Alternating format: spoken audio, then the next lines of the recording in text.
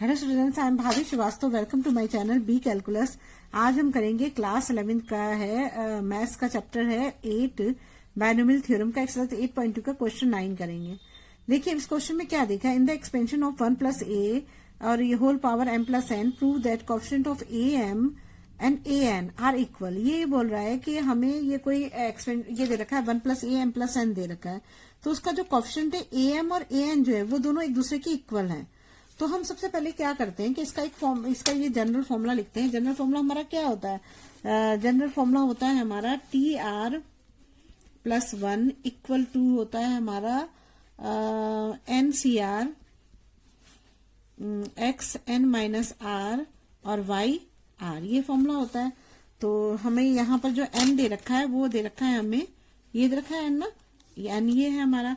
तो n की जगह पे हम लिख देते हैं m प्लस एन, c है, r हमें पता नहीं है अभी, x हमें दे रखा है 1, तो 1 और n कितना है हमारा m प्लस एन है और माइनस r है, और y कितना दे रखा है हमें a और इसकी पावर r है। और जब आप इसे सॉल्व करोगे तो m plus N C R और 1 की पावर कुछ भी हो 1 ही आंसर आता है, तो इसमें लिखने की जरूरत भी नहीं है। तो ये हो गया हमारा AR, ये हमारा इसका आंसर हो गया। ठीक है ना। अब हमें क्या करना है, हमें सिर्फ r की तो पोजीशन चेंज करनी है। तो अब हम क्या करेंगे, इसको 2 पार्ट में डिवाइड कर देते हैं। ऐसे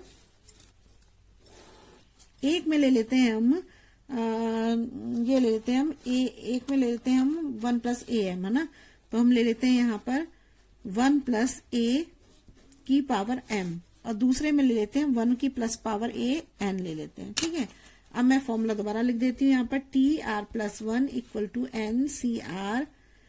ये इसको लिखने की जरूरत ही नहीं है, इसकी जरूरत ही नहीं है, क्योंकि हमने ये आंसर निकाला ना, हम इसी में इसको रख देते हैं, क्योंकि हमें एम ही तो चेंज करना है बस, और कुछ तो चेंज करना, मतलब हमें सिर्फ आर चेंज करना है और कुछ नहीं चेंज करना है।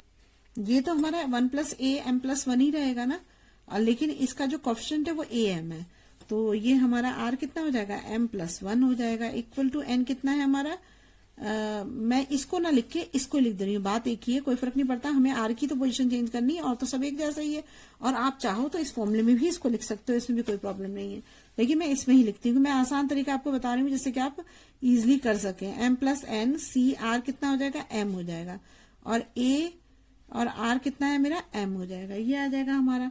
अब m प्लस सी एम का जब वो करोगे, आप इसका वो निकालोगे, तो वो वही वाला फॉर्मूला यूज करेंगे ना, हम ये वाला फॉर्मूला यूज करेंगे। यहाँ लिख देती हूँ मैं N C are equal to N factorial upon R factorial N minus are factorial, ये करते हैं ना।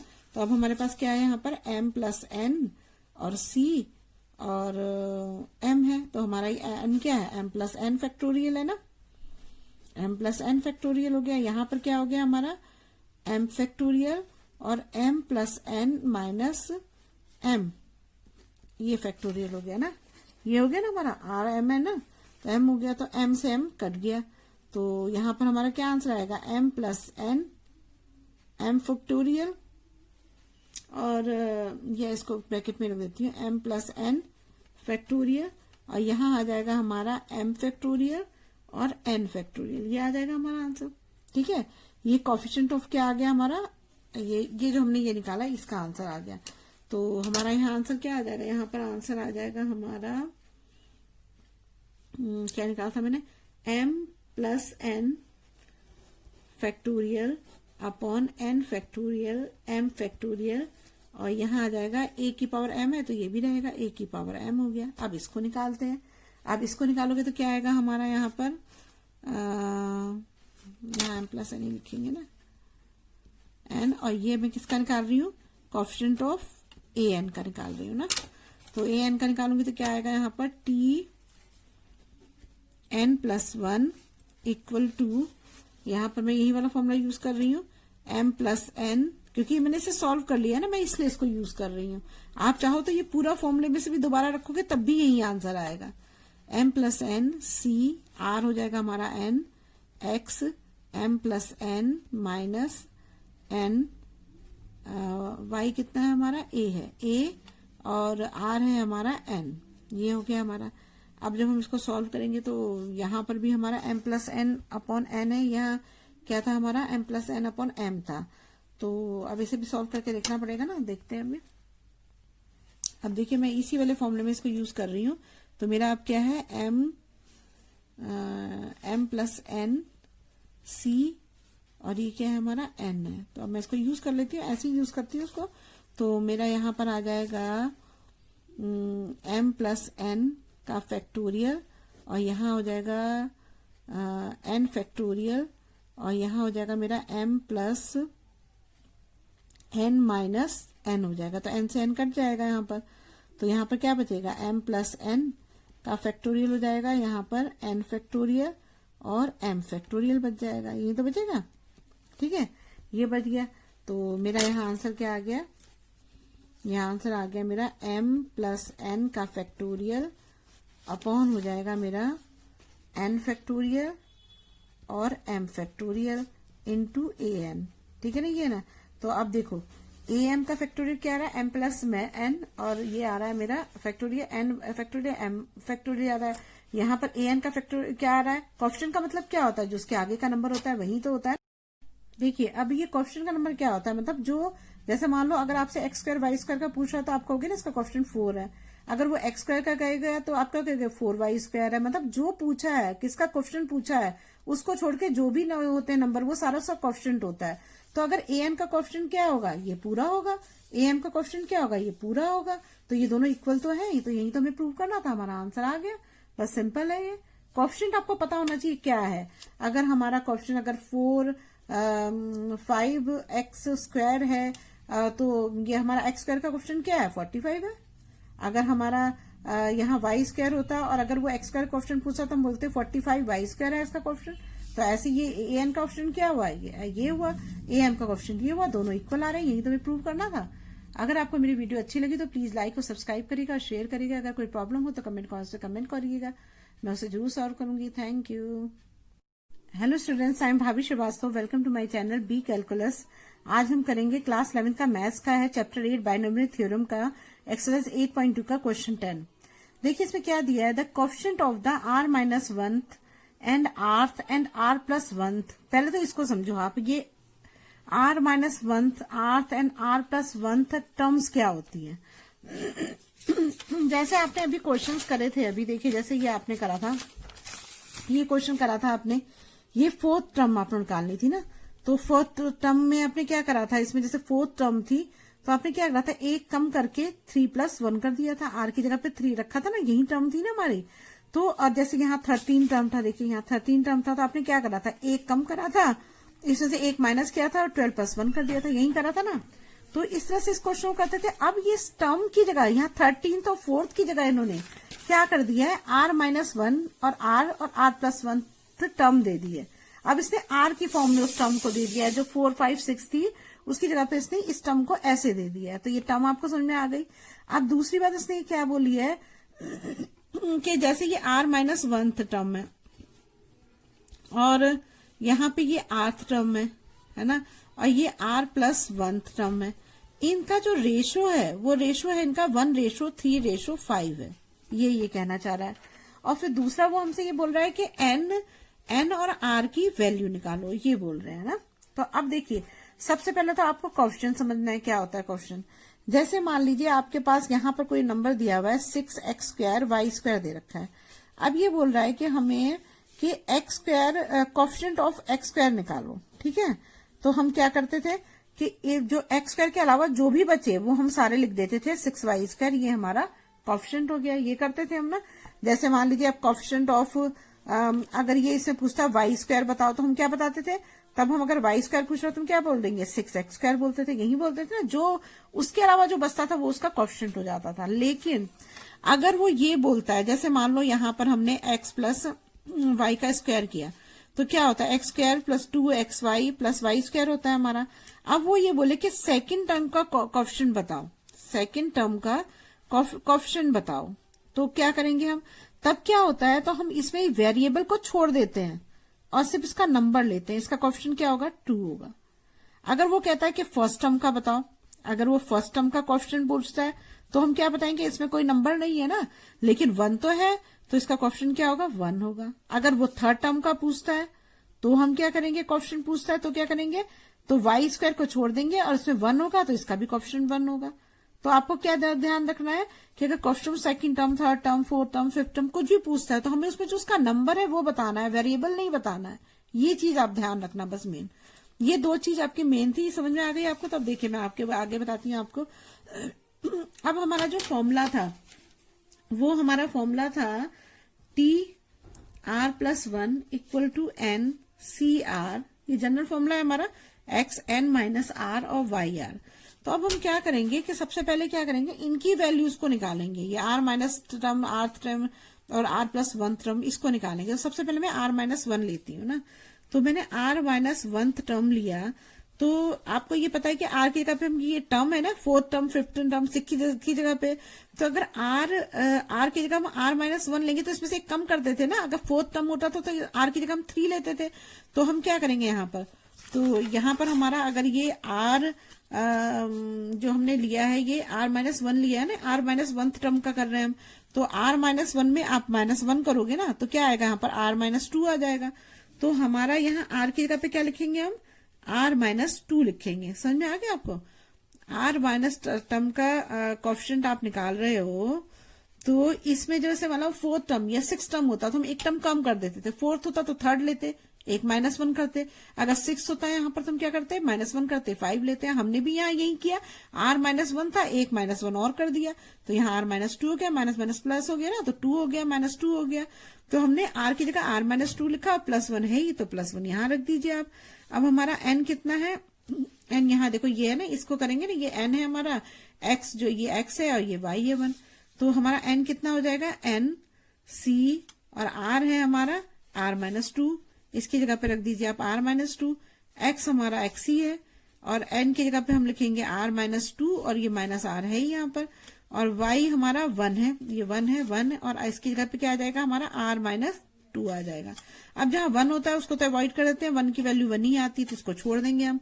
तो यहाँ क्या आ जाएगा, T R minus two plus one equal to हो जाएगा N C R minus two X R minus two minus R, ये हो जाएगा हमारा। अब आपको ये पता है कि जब मैंने आपको बताया था कि जब हम किसी, अब कोएफिशिएंट ऑफ हमें क्या निकालना है, किसका निकालना है, coefficient of R minus one का निकालना है ना, यही तो निकालना था हमें। तो हमने ये इसका आंसर ये निकाल दिया। तो मैंने आपको बताया था कि जो इसमें वेरिएबल होता है उसको छोड़ देते हैं, तो इसको छोड़ देंगे तो हमारा क्या आंसर आएगा, हमारा आंसर आ जाएगा N C R minus two हो जाएगा। ये इसका कोएफिशिएंट हो गया। समझ में आ गया आपको? हमने वेरिएबल वाला छोड़ दिया और हमने ये चीज ले ली जो बची, तो N C R minus two हो जाएगा। तो ये हमने आर माइनस टर्म का कोएफिशिएंट निकाला है। ठीक है, ये हमारा आंसर हो गया इसका। अब हम क्या करते हैं, अब दूसरा हमारा आर्थ टर्म है। अब आर्थ टर्म का निकालेंगे, देखिए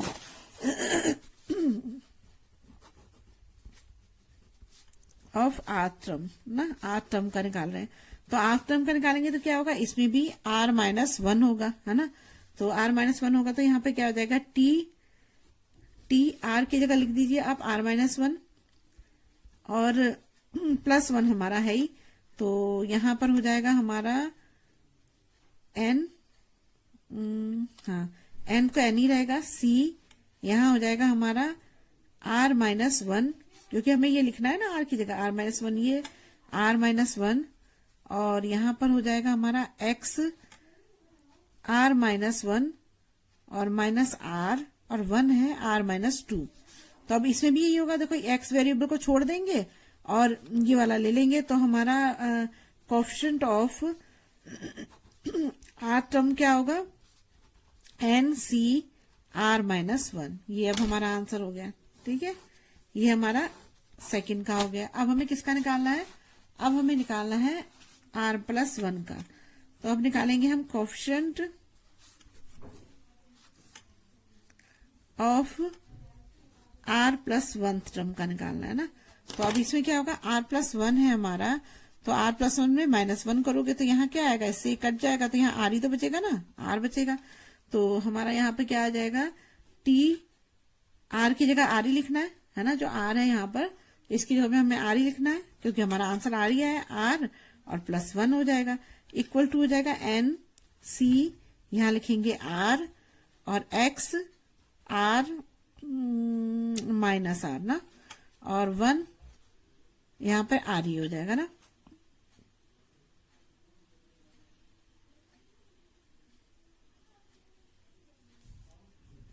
देखिए यहाँ मैंने थोड़ी सी गड़बड़ कर दी, यहाँ पे आर लिख दिया था, यहाँ पे एन आएगा ना, क्योंकि तो एन तो यहाँ पे तो एन ही है ना, इसकी तो एन थी टर्म तो एन ही है, तो यहाँ एन ही लिखना था, N minus R minus two हो जाएगा, यहाँ भी एन माइनस वन और माइनस आर हो जाएगा ना, यहाँ पे आर माइनस वन कर दो तो माइनस आर माइनस वन हो जाएगा। आगे पीछे भी कर देंगे तो कोई फर्क नहीं पड़ेगा क्योंकि माइनस ही है।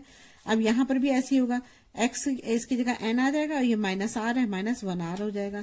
तो हमारा coefficient of R plus one क्या होगा, आर प्लस वन टर्म का क्या होगा हमारा, ये वेरिएबल ऐसे छोड़ देंगे तो इसका आंसर आ जाएगा एन सी आर। तो ये हमारा आंसर हो गया। तो हमारे 3 टर्म आ गए। अब हम इसे सॉल्व करेंगे। अब देखिए जो मैंने 3 आंसर निकाले थे, एक ये आंसर था इसका और एक इसका आंसर ये था और एक इसका आंसर ये था। मैंने ये तीनों को रेशो में लिख दिया। यहाँ पे मैंने तीनों को रेशो में लिख के 1:3:5 हो गया। अब देखिए जब कभी भी 2 चीज होती है, इसमें एन और आर निकालने को बोला, जब कभी भी 2 चीज कोई भी निकालनी होती है तो हमें उसमें दो इक्वेशन चाहिए होती है। तो हम क्या करते थे, हमने पहले भी ऐसे क्वेश्चन किए हुए हैं कि जैसे मान लो हमारे पास कोई भी एक कोई है, जैसे मान लीजिए यहाँ पर 2x + 3y = 5 है ना, तो हम इन दोनों को कैसे निकालेंगे। इन दोनों को निकालने के लिए हमें क्या करते थे कि हम एक दूसरी इक्वेशन बनाते थे। कोई दूसरी इक्वेशन होती थी हमारी, तो हम उसमें क्या करते थे, इसमें से एक को एलिमिनेट कर देते थे। कोई भी जैसे मान लो ये है, इसको इसके बराबर बना के इसको एलिमिनेट कर देते थे, उसके बाद दूसरे की वैल्यू हम निकाल लेते थे। ऐसे ही तो करते थे ना। तो हमें इसमें भी ऐसा ही कुछ करना पड़ेगा भाई, दोनों को निकालने के लिए दो वो होनी चाहिए। अब इसमें हम इक्वेशन क्या बनाए, इस इक्वेशन भी कुछ नहीं बन सकती। तो इसका तरीका ये करना पड़ेगा हमको कि हम क्या करेंगे कि पहले जो है ना इन 2 को ले लेते हैं, इन 2 को लेते हैं। तो हम ऐसे ले लेंगे, देखिए N C R minus two upon हो जाएगा N C R minus one, और ये इसका रेशो क्या है 1:3 है, तो 1/3 लिख दो यहाँ पर, है ना, ऐसे लिख दो। अब इसको सॉल्व करना है हमको ना। तो जब इसको आप सॉल्व करोगे तो इसमें क्या होगा, N C R minus two है तो इसमें वही वाला फॉर्मूला लगेगा ना जो हमने पहले फॉर्मूला किया था, n C are equal to N factorial और r factorial N minus are factorial, ये करते थे ना, यही वाला फॉर्मूला इसमें भी लगेगा। अब जब इस फॉर्मूले में लगाओगे तो इसमें क्या हो जाएगा, यहाँ पे ऊपर वाले को करोगे तो क्या आएगा, एन फैक्टोरियल अपॉन हो जाएगा, ये आर माइनस टू क्या है हमारा, आर है, तो ये हो जाएगा हमारा आर माइनस टू फैक्टोरियल, और यहाँ पे हो जाएगा हमारा आर की यहाँ होता है हमारा एन माइनस आर होता है, तो एन की जगह पे तो एन ही रखेंगे और आर की जगह पे क्या रखेंगे, माइनस आर माइनस टू रख देंगे, यही हो जाएगा हमारा ना, और इक्वल टू कर देंगे। तो यहाँ क्या हो जाएगा, एन, इस वाले को भी लिख देती हूँ ना, तो एन फैक्टोरियल, और यहाँ पे हो जाएगा हमारा आर माइनस वन है ना, तो आर माइनस वन फैक्टोरियल। आप इसे खुद समझ के करो, ये एन है और ये आर है पूरा, तो हमने आर फैक्टोरियल की जगह तो आर माइनस वन ही तो रखेंगे जब वो है, आर माइनस वन हो गया, और यहाँ पे हो जाएगा N minus R minus one हो जाएगा। अब देखो इससे तो ये कैंसिल हो जाएगा ना, यहाँ 1/3 भी रखना है ना। अब हमारा हो गया आंसर यहाँ पर आर माइनस टू, ये इसको पलट जाएगा ना, हाँ तो ये ऊपर आ जाएगा। अब हमारा आर माइनस वन जो है ना ये ऊपर आ जाएगा। देखो कैसे करेंगे, देखो ये आपको ही पता है कि अगर हमारी कोई भी नंबर ऐसे होता है 3/4 तो क्या होता है इसमें, तो ये 1/2 हो जाएगा, 4/3 हो जाएगा, मतलब नीचे वाला ऊपर पहुंच जाता है, तो इसमें भी नीचे वाला ऊपर पहुंच जाएगा। तो ये हो जाएगा हमारा आर माइनस वन का फैक्टोरियल, और मैं इसको खोल देती हूँ ना, तो ये हो जाएगा एन माइनस आर हो जाएगा, और ये +1 हो जाएगा, और यहाँ भी फैक्टोरियल का साइन होगा ना, इधर भी फैक्टोरियल का साइन है, तो यहाँ फैक्टोरियल का साइन हो जाएगा, और अपॉन हो जाएगा हमारा R minus two factorial N minus इसको भी खोल देंगे आर +1 का फैक्टोरियल, ये आ जाएगा, इक्वल टू 1/3 आ जाएगा। अब हम इसे सॉल्व कर लेते हैं आगे। अब देखिए ये है आर माइनस टू, ये है आर माइनस वन है, ये आर माइनस टू है, तो हम कुछ ऐसा करेंगे जिससे कि ये अधिक से अधिक चीजें कैंसिल हो जाएं। देखिए कैसे करेंगे, तो देखिए ऐसे जब हम करते थे क्वेश्चन को, जैसे मान लो ये 7 फैक्टोरियल दिया है, तो हम यही तो करते थे इसको कि 7 × 6 × 5 ऐसे के कम करते जाते थे ना, ऐसे इसमें करेंगे। क्योंकि अब ये देखो ये आर माइनस वन है ना, अब ये आर माइनस वन है, तो इसमें हम इसको अगर इसको और मतलब ये और आर माइनस टू है, तो ये छोटा हुआ ये बड़ा हुआ, तो इस बड़े वाले को खोलेंगे, तो हम यहाँ पे क्या आ जाएगा हमारा आर माइनस वन, और एक और कम करेंगे तो क्या हो जाएगा, फैक्टोरियल हटेगा तो आर माइनस टू हो जाएगा, ऐसी तो होगा। -1 में एक -1 और करोगे तो -2 नहीं हो जाएगा, ये हो जाएगा। अब इसको हम इसके बजाय इसको चेंज करेंगे, क्योंकि यहाँ पर r+2 है तो ये बड़ा है, ये छोटा है, तो इसको तो ऐसे ही लिख दो आप r+1, और यहाँ फैक्टोरियल हो जाएगा, अपॉन हो जाएगा r-2, और यहाँ पे इसको खोलेंगे हम तो क्या आ जाएगा हमारा, यहाँ पे हो जाएगा हमारा n-r+1 तो हो गई, और साथ में हमें क्या करना पड़ेगा यहाँ पर, एक कम करना पड़ेगा ना, तो एक 1 हो जाएगा और एक प्लस हो जाएगा ना। एक तो यही होगा n-r+2 हो जाएगा, और एक हो जाएगा n-r+1, क्योंकि इसमें एक -1 करेंगे ना, एक कम करेंगे, कमी तो करते हैं, जैसे 765 तो एक कम किया तो 2 था, 2 की जगह यहाँ 1 आ जाएगा, ये हो गया। तो अब देखो इससे ये कैंसिल हो जाएगा, और इस r-2 से r-2 ये कैंसिल हो जाएगा। अब बचा हमारा 1/3, तो हमारा यहाँ आंसर आ जाएगा r-1 अपॉन हो जाएगा n-r+2 इक्वल टू 1/3। अब इसको मल्टीप्लाई कर दोगे तो क्या आएगा, यहाँ पर मल्टीप्लाई करोगे तो यहाँ आएगा 3r-3 इक्वल टू n-r+2। अब हम क्या करेंगे, इसको इधर ले आते हैं, तो ये आ जाएगा हमारा 3r-3 प्लस r, और यहाँ आ जाएगा -n-2 इक्वल टू 0।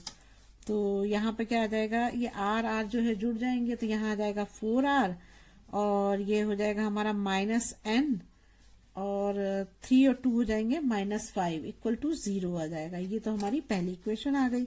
अब हम दूसरी इक्वेशन निकालते हैं, देखो कैसे होगी। देखिए अब ये हम अब अभी तक तो हमने ये कर लिया है, हमारा 4r -n-5 0 आ गया, ये पहली इक्वेशन बन गई। अब दूसरी इक्वेशन निकालने के क्या करेंगे, हम अब इन दोनों को लेंगे, ये जो पहले दूसरा लिया था अब हम दूसरा और तीसरा लेंगे, तो NCR-1 NCR और 3:5 है, तो ये मैंने ले लिया है यहाँ पर। अब मैं इसे सॉल्व करती हूँ, तो अब मैं इसको फिर उसी फॉर्मूले में रखूंगी जो NC वाला नहीं, ये n फैक्टोरियल r फैक्टोरियल इसी में रखूंगी। तो n मेरा हो जाएगा n फैक्टोरियल हो जाएगा ना यहाँ पर, ये हो जाएगा मेरा n फैक्टोरियल अपॉन हो जाएगा r कितना है, r-1 है, तो r-1 का फैक्टोरियल हो जाएगा, और n-r है तो n ये है मेरा, और r कितना है, r-1 है, ये हो गया हमारा। और अपॉन में NCR लूंगी तो क्या होगा मेरा, ये लूंगी तो क्या होगा, n फैक्टोरियल हो जाएगा, अपॉन हो जाएगा r फैक्टोरियल और n-r फैक्टोरियल, ये हो जाएगा। तो इससे ये कट जाएगा, ये 3/5 आ जाएगा आंसर। अब आगे देखिए, अब देखिए क्या करेंगे, अब हम इसको यहाँ पे ले आते हैं, तो ये हमारा हो जाएगा, अब इसको मैं खोलती हूँ, तो ये मैंने कहा था ये ऊपर चला जाएगा, तो अब ये आपका आ जाएगा r फैक्टोरियल n-r फैक्टोरियल हो जाएगा, और अपॉन में आ जाएगा मेरा ये, तो r-1 का फैक्टोरियल n-r इसको खोल देती हूँ ना, तो n प्लस r और ये भी हो जाएगा +1, ये हो जाएगा ना ये, और ये भी फैक्टोरियल में हो जाएगा, इक्वल टू हो जाएगा 3/5 हो जाएगा। अब हम इसे खोलेंगे ना, खोलेंगे तभी हमें आंसर कैसे पता लगेगा कैसे करना है ना। यहाँ n- था ना, तो ये तो माइनस ही रहेगा यार, ये माइनस ही रहेगा ना, ये माइनस रहेगा। अब देखो ये r फैक्टोरियल है, तो अब हम क्या करेंगे इसमें कि n-r है ना, तो n-r ये हो गया, और ये हमारा हो गया n-r+1, मतलब ये n-r है, ये r+1 है, तो इसमें तो एक ज्यादा बढ़ रहा है ना, बढ़ रहा है, तो ये बढ़ा हुआ है ना, ये बढ़ा हुआ। यहाँ r-1 है, तो यहाँ r में से एक कम हो रहा है, तो ये बढ़ा हुआ। तो हम इसको खोलेंगे पहले ना, ऊपर वाले को। जब ऊपर वाले को खोलोगे तो क्या आएगा, यहाँ पर r है, r फैक्टोरियल, तो इसको हम कैसे कर सकते हैं, तो यहाँ पे हो जाएगा ये r फैक्टोरियल है ना, तो ये एक तो r हो जाएगा, r हो जाएगा, और इंटू हो जाएगा r-1 हो जाएगा ना, r-1 हो जाएगा। तो यहाँ पे हम लिखेंगे r इंटू r-1 हो जाएगा, r-1 हो जाएगा, तो एक कम हुआ ना, तो ये ठीक है, r फैक्टोरियल हो गया ना, और यहाँ पे n-r फैक्टोरियल ऐसे ही रहेगा। अब नीचे आएंगे तो ये r-1 फैक्टोरियल ही है, और यहाँ पे हम ये मैंने कहा था ये बड़ा है ना, तो इसमें हमें एक कम करना है ना, एक कम करेंगे तो क्या होगा, यहाँ पर n-r+1 है, और दूसरा हो जाएगा हमारा n माइनस r हो जाएगा ना, r+1 है, एक कम हो जाएगा तो n माइनस r हो जाएगा यहाँ पर। अब क्या होगा, ये r-1 से r-1 कट जाएगा, n माइनस r से ये वाला कट जाएगा ना, ये वाला कट गया। अब हमारे पास बचा है, अब देखिए मैंने क्या करा है यहाँ पर, ये r बच गया यहाँ पर, ये r बचा है ना हमारा, ये r बच गया। और ये आपको समझ में आ रहा है ना, जैसे r फैक्टोरियल है तो हमने इसमें से कम करते हैं ना, कम करते हैं, जैसे हमारा 7 फैक्टोरियल होता तो हम क्या करते, 7 × 6 × 5 फैक्टोरियल जो हमें चाहिए होता हम वहां तक ले जाते हैं। तो हमें r-1 चाहिए था नीचे से, तो हमने r किया और इसमें से कम कर दिया तो r-1 हो गया, तो मैंने यहाँ r-1 रख दिया। यहाँ पर ये n-r+1 था तो यहाँ पर मैं इसको +1 है, तो इसका मतलब ये इससे बड़ा है, n-r से ये बड़ा है क्योंकि इसे +1 हो रहा है। तो मैंने क्या करा, इसमें n-r1 लिया और इसमें से एक घटा दिया तो n-r आ गया। इससे ये कैंसिल हो गया, इससे ये कैंसिल हो गया, मेरा अब ये बच गया। अब मैं इसको क्रॉस मल्टीप्लाई कर रही हूँ तो यहाँ क्या आएगा, 5r इक्वल टू हो जाएगा 3n माइनस 3r + 3। अब मैं इसको इधर ले जाती हूँ सबको, तो 5r + 3r minus 3n minus 3 equal to 0। तो यहाँ क्या आ जाएगा, 8r minus 3n minus 3 equal to 0 हो जाएगा। अब मेरे पास ये दो इक्वेशन होगी, पहली इक्वेशन ये है, दूसरी इक्वेशन ये है। तो मैंने अब क्या करूंगी, मैं इसको फिर इन दोनों इक्वेशन को मैं अब रख के सॉल्व कर दूंगी। अब मेरे लिए इजी हो गया करना ना। तो अब देखिए क्या होगा, तो अब हमारी ये जो सेकंड थी ये 4r थी ना, तो मैं इसको क्या करती हूँ, इसको भी ध्यान रख देती हूँ, 4n minus n minus 5 equal to 0। लेकिन मुझे इसे काटने के लिए, जब इसको कैंसिल करने के लिए मुझे इसे 2 से मल्टीप्लाई करना पड़ेगा, तभी तो कटेगी ये। तो मैं इसको इक्वेशन कर देती थी यहाँ, 8r minus 2n minus 10 equal to 0 हो जाएगा ना, ये हो जाएगी हमारी पहली इक्वेशन। अब दूसरी इक्वेशन है मेरी ये, तो मैं इसको भी रख देती हूँ यहाँ पे, 8r minus 3n minus 3 equal to 0। अब क्या होगा, जब इसे करोगे तो ये कैंसिल हो जाएगा ना, और यहाँ पर क्या हो जाएगा, 3 और 2 में से यहाँ माइनस माइनस नहीं, यहाँ प्लस हो जाएगा तो घट जाएगा। तो यहाँ पर आ जाएगा हमारा n, और 10 में से 3 गए, कितने बचेंगे यहाँ पर, 7 बचेंगे ना, इक्वल टू 0। तो यहाँ पे क्या आ जाएगा, n इक्वल टू 7 आ जाएगा। तो ये हमारी पहली इक्वेशन आ गई। अब पहला n की वैल्यू आ गई। अब हम क्या करेंगे, किसी भी इक्वेशन में, चाहे ये इक्वेशन हो किसी में भी रख दो, आपकी मर्जी है। तो मैं सेकंड इक्वेशन में रख देती हूँ ना, put value n equal to 7 ना। तो मैंने इसमें रखा, तो दूसरी इक्वेशन में तो 8r माइनस 3 इंटू 3, n की जगह इंटू 7 हो जाएगा, माइनस 3 इक्वल टू 0। तो 8r आ जाएगा, 7 3 21, 21 और 3 24 हो जाएगा ना। 24 को इधर ले जाएंगे तो प्लस का हो जाएगा। तो r इक्वल टू क्या आ जाएगा, 24, 8 3 24, 3 आ गया। तो r की वैल्यू आ गई, n की वैल्यू भी आ गई, बस यही तो हमें निकालना था, आ गया आंसर। ठीक है ना, थोड़ा सा टिपिकल है क्वेश्चन, लेकिन अगर समझ के आप करोगे तो हो जाएगा। थोड़ा ना, थोड़ा सा कंफ्यूजिंग इसलिए हो गया कि 4th टर्म 5th टर्म की जगह कुछ और दे दिया, r प्लस दे दिया है, तो इससे थोड़ा सा कंफ्यूजिंग हो गया। वैसे क्वेश्चन इजी है, जैसे आपने किया वैसे ही सारे होंगे। अगर आपको मेरी वीडियो पसंद आई है तो प्लीज लाइक और सब्सक्राइब करिएगा और शेयर करिएगा। अगर कोई प्रॉब्लम हो तो कमेंट बॉक्स में कमेंट करिएगा। Thank you.